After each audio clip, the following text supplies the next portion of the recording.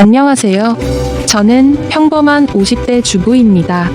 남편과 시어머니, 그리고 두 딸과 함께 살고 있어요. 세월이 참 화살같이 빨라요. 남편과 직장 동료로 만났던 게 엊그제 같은데 어느새 결혼 30주년이 코앞이네요. 사실 주변을 둘러보면 이혼한 부부들도 많고요. 갈라서지 않았다고 해도 이미 마음이 식어서 자식만 보고 사는 사람들도 많습니다. 그런 분들은 저희 부부를 보면서 참 신기하다고 해요.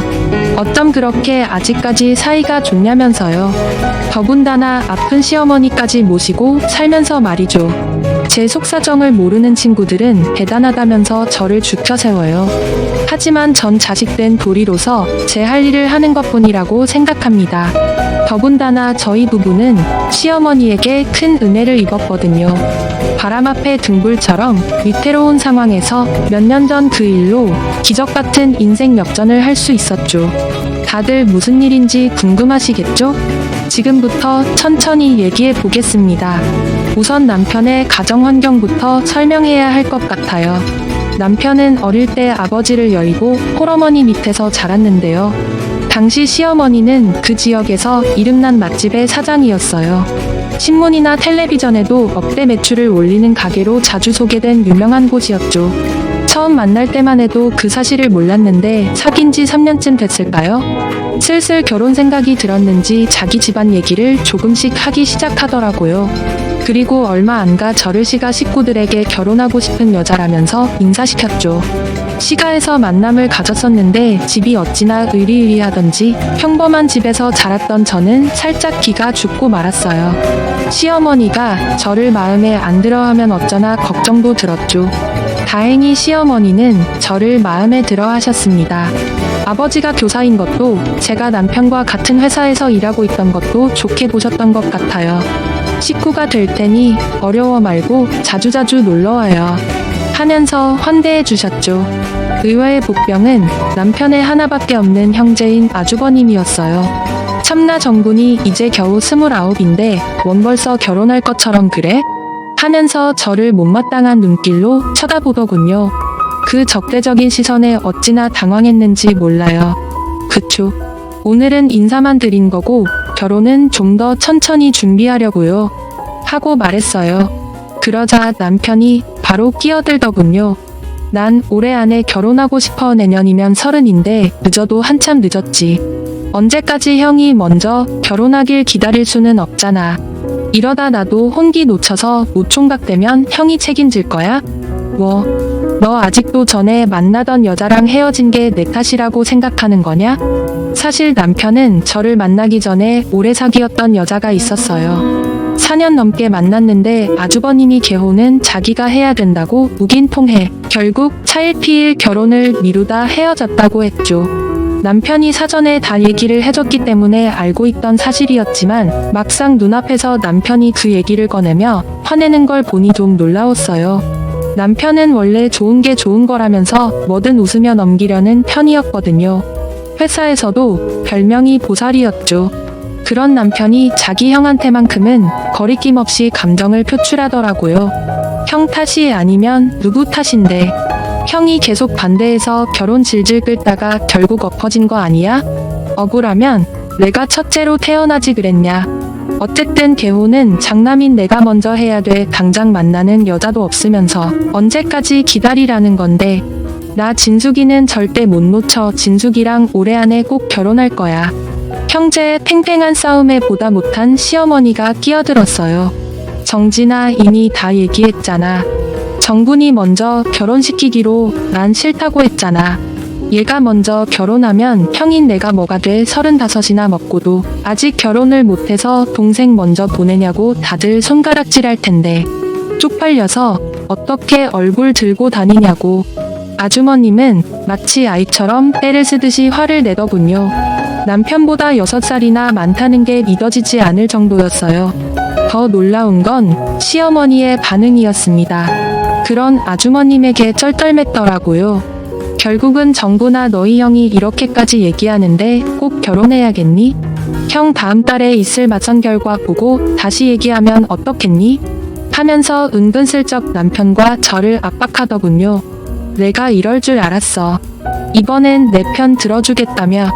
결국 또 이렇게 나오는 거야? 이럴 거면 진숙이는 왜 부르라고 했어? 사람 꼴 우습게 만드는 것도 아니고 이게 뭐냐고. 남편은 붙잡는 어머니를 꼬리친 채 저를 데리고 그 자리에서 나왔어요. 그리고 미안하다고 사과했죠. 그때 처음으로 남편의 골물대로 골문 상처를 들여다볼 수 있었습니다. 알고 보니 시어머니는 아주 옛날부터 남편과 아주머님을 차별했다고 해요. 아주머님이 첫째기도 했고요. 어릴 때 교통사고로 크게 다쳐서 죽을 뻔한 적이 있다더군요. 그 뒤로 다리도 미세하게 절게 돼서 시어머니의 아픈 손가락이 된 거였죠. 늘 아주머니만 끼고 본 건 당연하고요. 심지어 시어머니 가게가 성공하기 전까지는 모든 재정적인 지원도 아주머님에게만 해줬다고 하더군요. 남편이 공부를 아주 잘했는데 대학을 삼수했거든요. 그것도 등록금이 없어서 그런 거였더라고요. 정작 전문대 들어간 아주머님은 시어머니가 대학 등록금에 자취방 월세며 생활비까지 대줬는데 말이죠. 남편이 한이 쌓일만 하더라고요. 형 사고 난 거 나도 안타깝지. 다리 저렇게 된 것도 불쌍하고. 근데 나도 형 퇴원하고 재활치료 받을 때까지 몇 년의 고모집에서 엄마 얼굴도 못 보고 살았어. 온갖 눈칫밥이란 눈칫밥은 다 먹으면서 밤마다 울면서 지냈다고. 근데 엄마는 그런 건 형이 다친 거에 비하면 아무것도 아니라고 그만 좀 얘기하래. 너희 형이 불쌍하지도 않니? 뭐든 그저 형 정말 지긋지긋해 죽겠어. 내가 전 여자친구랑 헤어지고 힘들어할 때도 우리 엄마 뭘 했는 줄 알아? 형이 알면 신경 쓸 테니까 티내지 말래. 그게 할 소리야? 이번만큼은 꼭 결혼시켜주겠다고. 진숙이 너 데려오라고 큰소리 똥똥 치더니 또 이럴 줄이야. 남편은 마치 아이처럼 저를 끌어안고 엉엉 울었어요. 전 그런 남편이 안쓰러워서 어쩔 줄을 몰랐죠. 남편은 이번에야말로 집안과 연을 끊겠다고 했어요. 하지만 남편이 얼마나 어머니의 애정에 굶주려 있는지 알기에 저는 그러지 말라고 말렸죠. 결국 저희 부부는 2년 뒤 아주버님이 결혼하고 난 뒤에야 식을 올릴 수 있었습니다. 시어머니는 미안했는지 결혼 선물로 빌라 전세를 해주셨죠. 물론 아주버님이 결혼할 땐 더 큰 돈을 들이셨어요. 사실 아주버님은 변변한 직장도 없이 놀다가 시어머니 가게를 물려받겠답시고 경영 수업을 받고 있었는데요. 거기서 일하던 20살짜리 여자 아르바이트생과 눈이 맞아 임신을 시켜버렸죠. 당연히 그 집에서는 난리가 났습니다. 하나뿐인 금지우겹딸 인생을 망쳐놨다고요. 뭐 어찌저찌 결혼 허락을 받긴 했지만 아주버님은 처갓집에 발도 제대로 못 들이셨죠. 시어머니는 또 그런 아주버님이 불쌍하다면서 어쩔 줄을 몰라 하셨어요. 우리 아들 무시당하면 안 된다고 결혼할 때 시내에 큰 고급 아파트를 장만해 주셨고요. 여자 쪽 집안에서 혼수도 해가기 싫다고 하자가구며 가정까지 죄다 채워주셨죠. 게다가 손주가 퇴원한 뒤로는 본인이 가게 일하면서 육아까지 전담하셨어요. 어린애들이 뭘 알겠냐면서 본인이 키우는 게 편하다고 했지만 글쎄요. 제가 보기엔 아주버님 내가 키우기 힘들다고 떠넘긴 것처럼 보였습니다. 졸지에 전 20살짜리 여자애를 형님으로 모셔야 했어요. 분가에서 살다 보니 매일같이 얼굴을 보는 건 아니었지만 그래도 명절이며 시어머니 생신이며 시아버지 제사며 은근히 시가에서 만나는 일이 잦았죠. 시어머니가 아주버님과 그 며느리한테 쩔떨매서일까요? 형님은 시어머니를 우습게 보는 건 물론 저희 부부까지도 아랫사람으로 여기더군요. 시가에 오면 손가락 하나도 까딱하지 않아서 제가 모든 일을 다 해야 했습니다. 보다 못한 남편이 형수 같이 좀 하죠? 권하면 셀쭉한 표정으로 아주버님에게 달려갔죠. 그럼 아주머님은 바로 시어머니에게 난리를 쳤어요. 엄마, 이 사람 몸이 얼마나 약한지 알잖아. 오늘도 열이 펄펄 나는데 억지로 데려온 거라고. 아픈 사람한테 자꾸 일을 시켜야겠어? 누가 일을 시켰다고 그래? 엄마가 다 알아서 할 테니까 새아가랑 애 데리고 방에 들어가 누워있어. 음식 다 되면 부를 테니까. 그렇게 아주버님은 안방에 모셔놓고 일하는 건 시어머니와 저희 부부뿐이었어요. 남편이 너무하다고 화를 내도 별 소용이 없었죠. 엄마, 딱 봐도 꾀병인 거 모르겠어? 꾀병은 무슨, 너희 형 다리가 어떤지 알면서 그래? 그럼 형수는 열이 나긴 개뿔 딱 봐도 잘 먹고 잘 자서 얼굴에 기름기가 번지르르 하더라. 당장 나와서 거들라고 해. 육아도 엄마한테 다 맡겨놓으면서 태도도 너무한 거 아니야? 저 어린 게 뭘 할 줄 알겠어. 그냥 놔둬라. 안 그러면 너희 형 또 난리나. 그럼 진숙이는 뭐가 돼? 진숙이는 뭐 태어날 때부터 남의 집 제사상 차릴 줄 알아서 이러고 있는 줄 알아? 뭐 너까지 정말 이럴 거야? 시어머니 목소리가 높아지면 결국 저는 중재에 나설 수밖에 없었습니다. 남편이 시어머니와 다투고 나면 몇 날 며칠을 우울했거든요. 어차피 싸워봤자 달라지는 것도 없고 그냥 좋게 넘기는 게 최선이었죠. 여보, 난 괜찮아. 이제 뭐 하면 될까요? 어머니? 제가 그렇게 나서면 결국 남편도 못 이기는 척하고 입을 다물었습니다. 그러던 어느 날이었어요. 둘째를 낳은 지 얼마 안 됐을 때라 친정에서 몸을 풀고 있을 때였죠. 갑자기 아주버님에게서 연락이 왔습니다. 아주버님, 어쩐 일이세요? 아니, 정곤이 그 자식은 왜 내 전화를 안 받아요? 지금 어머니가 쓰러졌다고 연락이 왔는데 제가 지금 해외에 있거든요. 빨리 정곤이랑 같이 병원 좀 가보세요. 말만 가게 후계자지. 사실상 백수인 아주버님은 그날도 형님과 같이 해외로 여행을 떠났더군요. 전 무거운 몸을 이끌고 부랴부랴 남편과 함께 병원으로 달려갔습니다.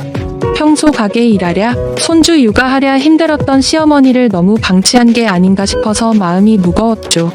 다행히 의사는 목숨엔 큰 지장이 없다고 했어요. 하지만 앞으로 평생 투석을 받아야 한다고 했죠. 다낭성 신증후군이라고 신장에 물집이 생기는 일종의 유전병입니다. 가족 중에 이 병을 앓고 계신 분이 없으세요? 알고 보니 시어머니의 어머니도 이 병으로 신장 2개를 떼어냈다고 하더군요. 다행히 시어머니는 그 정도로 심각한 건 아니라고 했어요. 그 뒤로 시어머니는 신장 투석을 받기 시작했습니다. 말이 쉽지. 이틀에 한 번 4시간씩 꼬박꼬박 병원에 가서 투석을 받는다는 건 참 쉽지 않은 일이었어요. 더군다나 투석을 받기 시작한 뒤로 입맛이 없다면서 자꾸만 끼니를 거르시더니 결국 40kg대까지 몸무게가 빠지셨죠. 60나이에도 정정하신 분이었는데 하루가 다르게 힘을 잃어가는 게 눈에 보였습니다. 결국 시어머니는 가게를 아주버님에게 완전히 넘기셨고요. 혼자 살던 집을 정리하고 아주버님네 집으로 들어갔습니다. 그렇지만 시어머니를 병원에 모시고 가는 건 거의 제 몫이었어요.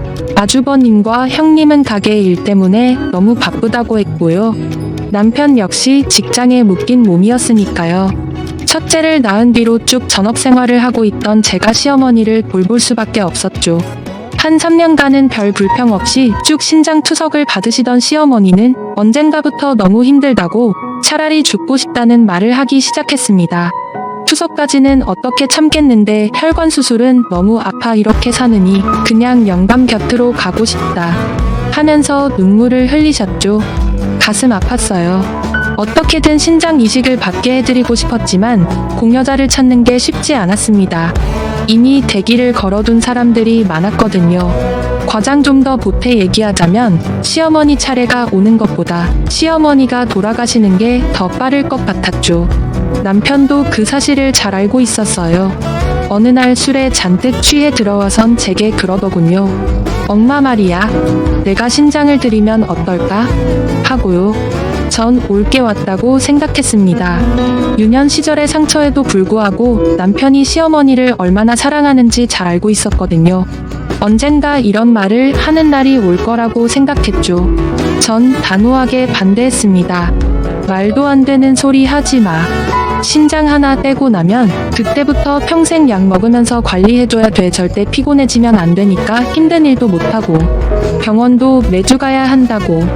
당신이 그러면 나랑 우리 애들은 어떡하고? 맞아, 내가 괜한 소리를 했다. 미안해. 남편은 바로 수긍했어요. 하지만 시어머니의 신장 상태는 시간이 흐를수록 점점 더 나빠졌고요. 결국 병원에선 신장을 2개 다 떼어내야 할 것 같다고 했습니다. 여보, 나 이렇게 엄마 보내면 정말 후회할 것 같아. 잃지만 하면 엄마한테 신장 주고 싶어. 한 번만 나 이해해주면 안 될까? 내가 앞으로 더 잘할게. 술, 담배도 끊고 운동도 열심히 하고 당신이랑 애들한테도 진짜 잘할게. 응? 남편이 그렇게까지 애원하는데 차마 끝까지 반대할 수가 없더라고요. 결국 전 당신 마음대로 하라면서 허락 아닌 허락을 할 수밖에 없었습니다. 차라리 남편 신장이 시어머니에게 맞지 않길 바랬는데 하늘도 무심하시지. 바로 적합한 정이 뜨더군요. 결국 남편은 신장 하나를 시어머니에게 떼어줬습니다. 시어머니는 수술 후 차츰 건강을 회복하시더니만 1년쯤 지나자 완전히 정상인처럼 생활할 수 있게 됐죠. 반면 남편은 그 뒤로 오랫동안 회복 기간이 필요했어요. 온갖 약을 시간에 맞춰서 꾸준히 먹어야 했고요. 병원도 거의 매주 가야 했습니다. 무엇보다 절대 피곤해지거나 스트레스를 받으면 안 됐기 때문에 뭘 하든 조심해야 했는데요. 결국 얼마 못 가 회사도 그만두고 말았습니다. 영업 직군이라서 야근도 많았고 술 접대도 필수였거든요. 하나뿐인 남편의 신장을 지키기 위해서라면 그만두는 수밖에 없었죠. 졸지에 저희 집은 생계가 막막해지고 말았어요. 당장 2딸의 학원비는커녕 싸게 살 돈도 없었죠. 전 시어머니가 그래도 뭐든 조금이라도 저희를 챙겨주실 줄 알았어요.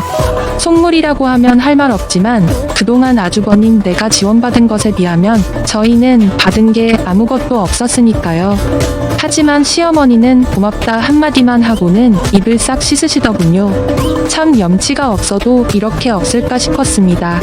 결국 전 남편 몰래 시어머니에게 따로 연락을 드렸어요. 어머니 그이가 얘기하지 말라고 했지만 사실 그이 얼마 전에 회사 그만뒀어요. 회사를 관둬? 왜요? 수술한 뒤로 몸이 예전 같지 않아서요. 아무래도 좀 덜 힘든 일을 알아봐야 할 것 같아요. 아이고 내가 죄인이다 내가 죄인이야. 정곤이 신장을 받는 게 아니었는데. 그런 말씀 마세요. 제가 전화드린 건 그저 그이 직장 새로 구할 때까지만이라도 어머니가 도움 좀 주실 수 없을까요? 제가 뭘 하고 싶어도 아직 둘째가 어려서. 그래, 오늘 당장 이 통장으로 돈 좀 넣어 주마. 내 진작 먼저 챙겨줬어야 하는데 미안하다. 시어머니는 통화가 끝나자마자 바로 통장에 돈 100만 원을 넣어주셨어요. 그리고 앞으로 매달 보내주겠다고 하셨죠. 남편 내세워 돈을 구걸할 기분이라서 부끄러웠지만 그래도 참 감사했습니다. 뒤늦게 이 사실을 알게 된 남편이 한 소리 하긴 했지만 본인도 당장 뾰족한 수가 없으니 더는 아무 말도 하지 않았죠. 하지만 시어머니의 지원은 얼마 가지 못했어요. 이 사실을 알게 된 아주버님이 직접 집으로 쳐들어와 난리를 치셨거든요. 요즘 가게가 예전 같지 않아서 직원들 월급 주면 적자야 적자. 가게를 내놓은 일 많이 하고 있는데 둘째 넌 어머니한테 돈이나 타 쓰고 싶냐? 그 돈이 다 누구 주머니에서 나가는 건데?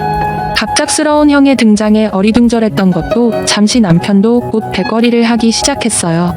설마 그 돈이 다 형 주머니에서 나간다고 하고 싶은 거야? 엄마 재산이 다 형 것도 아니고 엄마가 자기 돈을 누구한테 쓰든 그건 엄마 마음이지. 그래서 젊은 놈이 팽팽 놀면서 엄마가 주는 돈이나 받아먹겠다고? 난 어떻게든 가게 살리려고 죽을 똥 살 똥 노력하고 있는데 보다 못한 죄가 그 사이로 끼어들었어요. 아주버님 저희 요즘 형편이 너무 어려워서 그래요. 이이가 신장 수술한 뒤로 몸이 예전 같지 않아서 회사도 그만두고 당장 애들 학원비며 생활비가 한 푼도 없거든요. 이이가 다시 취업할 때까지만 그때까지만 봐주세요. 돈 생기면 바로 갚을게요. 하지만 제 애원에도 아주버님은 꿈쩍도 하지 않았습니다. 사정은 안타깝지만 요즘 저희 형편도 좋지가 못해요. 가게가 넘어가니 많이 하고 있다고요. 그런 형의 태도에 남편은 기가 막힌 것 같았어요. 기어이 또 한마디를 하더군요. 가게 망하는 것도 형이 다 형편없이 이래서 그런 거잖아. 진작 엄마가 계속 가게 잡고 있었어 봐. 가게가 이렇게 망하나. 너 말다 했어?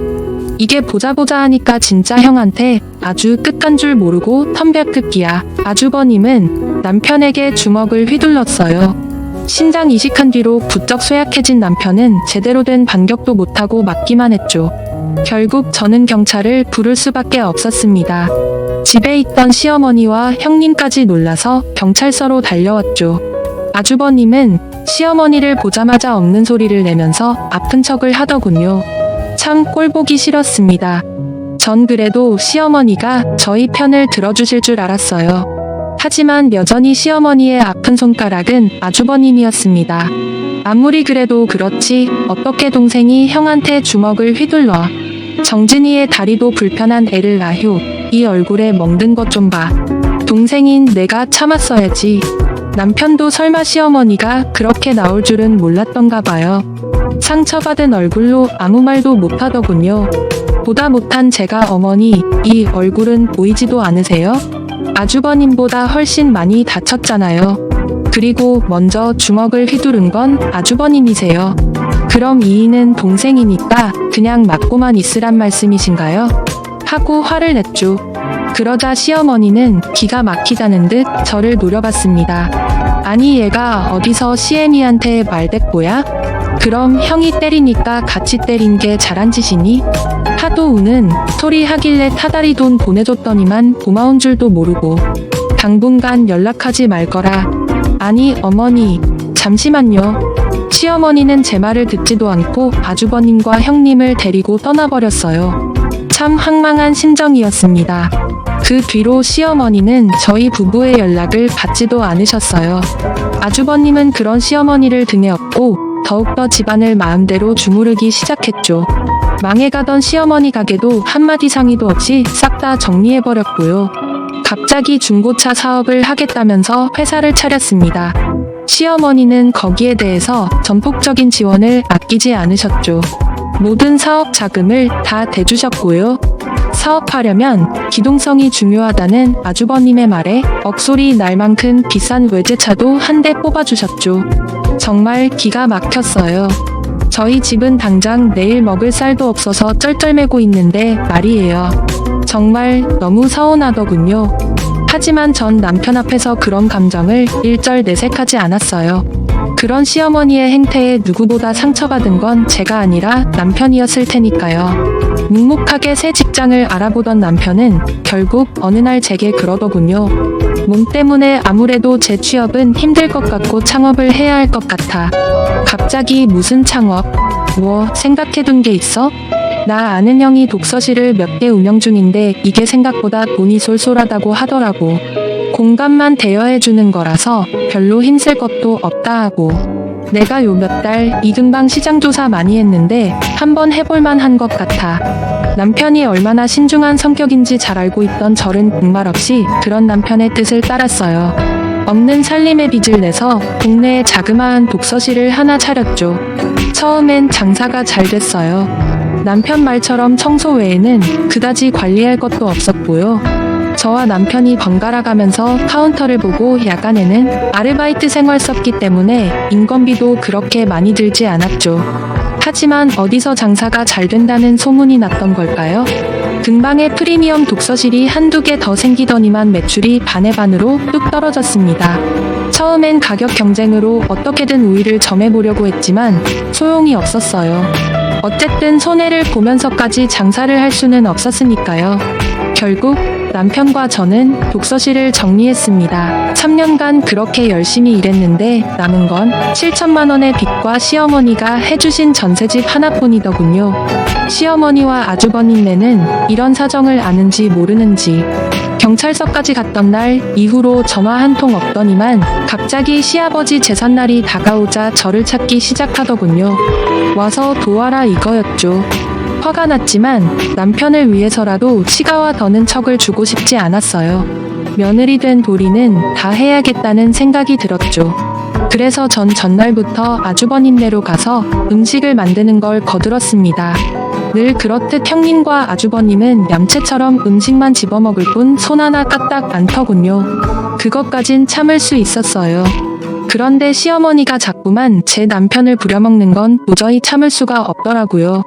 남편은 신장을 뗀 이후로 힘쓰는 일을 잘 못해요. 근데 자기 엄마가 시키니까 아무 말 못하고 끙끙대며 몸을 움직이는데 그 옆에 소파와 한 몸이 돼 누워있는 아주버님과 비교돼 차마 못 보겠더라고요. 결국 전 폭발하고 말았습니다. 어머니 정말 해도 너무하신 거 아니에요? 이 신장 한쪽 어머니한테 떼어준 뒤로 몸이 성치 못해요. 아주버님을 시키셔야지 그걸 계속 이희한테 시키시면 어떡해요? 갑작스러운 제 분노에 시어머니는 당황하신 것도 잠시 이내 기가 막히다는 듯 헛웃음을 치시더군요. 아이고 그놈의 신장 얘기 왜 안 하나 했다. 남들은 신장 하나 떼주고도 잘만 살더니만 도대체 넌 네가 떼준 것도 아니면서 뭘 그렇게 유세를 부리니? 유세요? 이게 유세 부리는 걸로 보이세요? 그럼 유세 부리는 게 아니면 뭐야? 내가 내 아들 좀 부려먹겠다는데 네가 뭔데 그렇게 눈에 상심지를 켜고 대들아? 정말 너무하세요, 어머니? 너무 서러운 마음에 눈물까지 나더라고요. 시어머니가 뭐라고 한마디 더 하려는 찰나 남편이 그런 죄의 손을 잡고 일어섰습니다. 내가 그동안 너무 바보처럼 살았던 것 같다. 엄마 사랑 좀 받아보겠다고 아둥바둥 엄마가 나한테 막대하는 건 괜찮아 그런데 이 사람한테까지 이렇게 하면 안 되지. 난 앞으로 엄마 없고 형도 없어. 다신 연락하지 마. 남편은 그대로 저와 아이들을 데리고 밖으로 나왔어요. 그리고 운전석에서 저를 끌어안고 말했습니다. 미안해 여보. 내가 너무 바보 같아서 당신만 고생시키고 우리 앞으로는 어머니랑 연 끊고 살자. 그게 좋을 것 같아. 전 그런 남편의 뜻을 존중했어요. 오히려 속으로는 잘됐다 싶었죠. 그 뒤로 저희 부부는 더욱 바쁘게 살았어요. 남편은 아는 선배의 도움으로 작은 회사 사무직을 구했고요. 전 아이들을 키우는 틈틈이 마트 캐셔 일을 해서 빚을 갚았죠. 그렇게 몇 년이 흘렀을까요? 정말 오랜만에 아주버님에게서 연락이 왔습니다. 형이 갑자기 웬일이야? 독한 놈 어쩜 그 뒤로 연락 한 통이 없냐? 그 말하려고 전화한 거야? 그건 아니고 좀 공평하게 해야겠다 싶어서 말이야. 갑자기 공평이라니 무슨 헛소리인가 싶었는데 아주버님은 아주 기가 막힌 말을 했습니다. 이제 그만. 그동안 쭉 어머니를 내가 모셨잖아. 근데 요즘 사업이 힘들어서 계속 모시기가 힘들어. 이제 그만 둘째 내가 모셔가는 게 맞지 않겠어? 뭐? 갑자기 그게 무슨 말이야. 어머니 가게 몇 집이며 형이 다 물려받았는데 당연히 형이 모시고 살아야지. 난 엄마랑 연 끊었다고. 하지만 아주버님은 막무가내였어요. 다음날 바로 KTX 열차에 덜렁 시어머니만 태워서 보냈더군요. 오랜만에 시어머니를 본 저는 깜짝 놀라고 말았습니다. 그 정정하던 분이 허리도 굽고 피골이 상접한 게 제대로 씻지도 못했는지 거짓골이 따로 없더군요. 큰애가 요즘 좀 많이 힘들어서 내가 먼저 가겠다고 했다. 그동안 아주버님 내에서 어떤 취급을 받았는지 훤히 보였어요. 저희 부부 눈치만 계속 보면서 어쩔 줄을 몰라 했죠. 노인네가 그러고 있는 걸 보고 있자니 기분이 좋지만은 않더라고요. 며느리인 제가 이럴 정도였으니 친아들인 남편 속은 오죽했겠어요. 결국 남편은 제게 시어머니를 모시고 싶다고 당신이 한 번만 봐주면 안 되겠냐고 사정하더군요. 빈털터리가 된 시어머니를 이제 와서 우리에게 모시라니. 아주버님의 더러운 입속에 화가 났지만 별 도리가 없었습니다. 알고 보니 시어머니는 대부분의 재산을 이미 아주버님에게 넘겨준 뒤였어요. 아주버님은 그 돈으로 보란듯이 더 큰 집으로 이사를 가서 새 사업을 시작했습니다. 무슨 유산균 음료 사업이었던 것 같은데 지금은 기억도 잘 나지 않습니다. 1년도 안 돼 쫄딱 망해버렸거든요. 크게 버렸던 사업인지라 타격이 컸던가 봐요. 친척에게 건너 듣기로는 시어머니의 재산 대부분을 빚 갚는데 털어넣었다고 하더군요. 오죽하면 저희에게까지 아쉬운 소리를 하면서 돈을 좀 빌려달라고 하더라고요. 그쯤 저희 부부는 열심히 일한 덕분에 빚을 거의 다 청산한 상태였어요. 하지만 아주버님 내를 도와줄 여력은 없었죠. 있는 건 빚뿐이라서 앓는 소리를 하니 아주버님은 바로 전화를 끊어버렸습니다. 그리고 한동안 연락이 되지 않았죠. 한편 시어머니는 저희 집에서 지내면서 많이 좋아지셨어요. 비쩍 골맞던 몸에도 살이 오르고 눈치를 보던 버릇도 없어지셨죠. 그리고 아예 다른 사람이 된 것처럼 저희 식구들을 살뜰하게 살펴주셨습니다. 일하는 저를 대신해서 삼시세끼 밥도 차려주시고요. 대신 아이들 등하교도 시켜주셨죠. 제가 그러지 말라고 해도 밥값은 해야 되지 않겠냐면서 막무가내였어요. 시어머니를 어려워하던 아이들도 어느새 할머니 하면서 시어머니를 따르게 됐고요. 남편과 시어머니 사이의 앙금도 조금씩 녹아 없어졌습니다. 그러던 어느 날이었어요. 아이들을 학교에 보내고 출근 준비를 하는데 시어머니가 저를 부르시더라고요. 진수가 이리 좀 와보렴. 무슨 일이라도 났나 싶어 얼른 달려가니 시어머니가 대뜸제게 신문을 내미셨어요. 요즘 부동산에서 자꾸 전화가 오더니만 우리 고향 땅이 재개발된다는구나. 네? 어디가 재개발된다고요? 땅값이 2배는 넘게 뜰 거야. 이제 됐다. 다 됐어. 급기야 시어머니는 저를 부둥켜 안고 엉엉 울기 시작했어요. 영문을 모르던 저는 부동산을 하는 시어머니 친구분의 말씀을 듣고 모든 상황을 이해할 수 있었죠. 시어머니 앞으로 남은 재산이라고는 고향 땅이 전부였는데요. 대부분 개발 제한 구역으로 묶여 있어서 명슬모가 없는 땅이었어요. 그래서 아주버님도 본인이 가져가지 않고 그냥 놔둔 거였죠. 그런데 글쎄 그 땅이 재개발이 확정됐지 뭐예요. 당연히 땅값은 하늘 높은 줄 모르고 취소샀고요. 시어머니는 적절할 때에 그 땅을 처분했습니다. 시어머니는 땅을 판 돈으로 제일 먼저 저희 부부 빚까지 갚아주셨어요. 그리고 남은 돈도 전부 저희에게 증여해 주셨죠.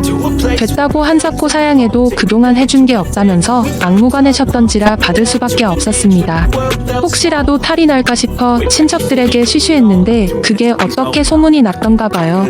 채 일주일도 안 돼 아주버님이 저희 집으로 찾아왔습니다. 아주버님 어쩐 일이세요? 연락도 없이 와. 아들이 엄마 얼굴 보려고 왔지 왜 왔겠어요? 엄마 그동안 잘 있었지? 어디 아픈 데는 없고? 눈치를 설설 보면서 시어머니에게 안부 인사를 묻는데 그 꼴이 어찌나 한심하던지. 네 애미 버릴 땐 언제고 여긴 무슨 염치로 왔냐? 시어머니의 반응 역시 전과 달리 냉정하기 짝이 없었죠. 그러자 아주버님은 대뜸 눈물을 쥐어짜내기 시작했습니다. 엄마 그렇게 엄마 보내놓고 나는 뭐 마음 편했는 줄 알아? 사업은 안 풀리지 돈은 없지 내가 생살 떼어내는 심정으로 엄마를 여기 보낸 거야. 참나 큰며느리랑 네가 날 밥 도둑 취급하던 게 아직도 생생하다. 밥 도둑 취급이라니 무슨 말을 그렇게 해. 내가 다 잘못했어. 그러니까 이제 그만 집으로 가자. 응 다짜고짜 시어머니에게 그렇게 얘기하는데 참 기가 막히더라고요. 혹시라도 시어머니가 마음이 약해져 넘어가면 어쩌나 싶었는데 다행히 시어머니도 현명한 분이었어요. 고웃음을 치면서 나한테 다시 콩콩물이 좀 생기니까 그게 탐나서 그러니? 내 속으로 나왔지만 너도 참 징그럽다 징그러워 하시더군요. 아주버님은 시어머니의 반응이 예전 같지 않자 당황한 것 같았어요. 그때부턴 무릎까지 꿇고 아예 싹싹 빌더군요. 내가 잘못했어요. 엄마. 나 엄마가 애지중지하던 큰아들이잖아. 이 집에 기둥내가 엄마를 다시 모셔야지. 그럼 누가 모시겠어. 그러지 말고 나랑 같이 가자. 내가 잘할게. 일 없다. 아주버님의 눈물 섞인 애원에도 시어머니는 완강했어요. 그러자 아주버님은 옆에 서 있던 저를 닥달하기 시작했습니다. 뭐예요 재수씨 얼른 엄마 짐 싸줘요. 그리고 엄마 그 땅 판 돈 그건 어딨어요? 설마 다 쓴 건 아니죠? 네. 참 부끄러움을 모르는 사람이더군요. 결국 시어머니는 벌떡 일어나서 노성을 지르기 시작했어요. 그만하고 가래도. 내 속셈이 너무 훤히 보여서 내가 며느리 보기 부끄럽다. 얼굴을 틀 수가 없어. 내가 사람이면 감히 그 돈을 탐낼 수 있니? 그건 전부 둘째 내 몫이야. 그동안 내가 평생 피땀을 여본 돈, 집, 가게 전부 내가 가져갔는데 당연한 거 아니니? 어쩜 사람 탈을 쓰고 이럴 수가 있어. 애 밑은 꼴 쪽쪽 빨아먹다가 더는 등 처먹을 게 없으니까 버려놓고 이제 와서 이러는 게 부끄럽지도 않니? 시어머니의 대쪽 같은 야단에 아주버님은 우물쭈물 아무 말도 하지 못했어요. 급기야 시어머니는 당장 나가라면서 물건을 집어던지기 시작했고요. 결국 아주버님은 그대로 별다른 말 한마디 못하고 쫓겨났습니다. 그 뒤로 아주버님의 인생은 나락으로 떨어졌어요. 평생 시어머니 밑에서 기생하며 살았으니 당연한 일이었죠. 아주버님은 돈 무서운 줄 모르고 사업 망하는 걸 막겠답시고 사채를 썼고요. 늘어나는 사채 이자를 감당하지 못해 사채업자들에게 쫓기는 신세가 됐습니다. 그 일로 결국 형님에게 이혼까지 당하고 말이죠. 초반엔 저희 부부가 시어머니 몰래 이자 정도는 갚아주곤 했는데요. 그걸 어떻게 알았는지 사채업자들이 저희 가족들에게까지 연락을 하기 시작하더군요. 결국 저희 부부는 아주버님과 연락을 끊고 사채업자들에게도 불법 추심하지 말라면서 모르쇠를 할 수밖에 없었습니다. 최근엔 아주버님이 개인 회생을 신청했다고 들었는데 그게 결과가 어떻게 나왔는지는 모르겠어요. 연락이 두절된 지 꽤 오래됐거든요. 간간히 남편과는 연락하며 지내는 것 같은데 깊이 파고들진 않으려고 해요. 남편이 저와 상의도 없이 몰래 아주버님을 도와줄 사람도 아니니까 말이죠. 아주버님의 처지가 안타깝긴 하지만 모든 게 다 자업자득이라고 생각합니다. 저는 여전히 시어머니를 모시고 잘 살고 있어요. 시어머니는 그동안 아주버님네만 편애한 게 미안하다면서 참 잘해주신답니다. 연세가 제법 있으신지라 당뇨에 고혈압으로 약을 달고 사시지만 그래도 다행히 아직도 정정하십니다. 요즘은 심심하다는 핑계로 제게 가게 운영하던 당시에 음식 레시피를 하나씩 알려주려고 하세요. 그러면서 은근슬쩍 장사해볼 생각 없냐고 물어보시네요. 내심 제가 본인이 하던 것처럼 식당을 차려서 본격적으로 음식 장사를 하길 바라시는 것 같아요. 가정부부로만 있던 제가 그런 큰일을 할 수 있을지 자신이 없지만 그래도 기회가 된다면 한번 도전해보려고 합니다. 독서실을 운영해봤던 경험 덕분일까요? 내 사업을 한다는 게 힘들긴 해도 참 보람찬 일이라는 걸 알게 됐거든요. 시어머니 때문에 가슴 아리하던 게 엊그제 같은데 다른 사람도 아닌 시어머니 덕분에 저희 부부의 인생이 이렇게 활짝 필 줄 누가 알았을까요? 역시 한치 앞도 모르는 게 인생인가 봅니다. 그러니 지금 힘든 일을 겪고 계신 분들도 포기하지 마시고 조금만 더 버티세요. 요즘 애들 말론 존버라고 하나요?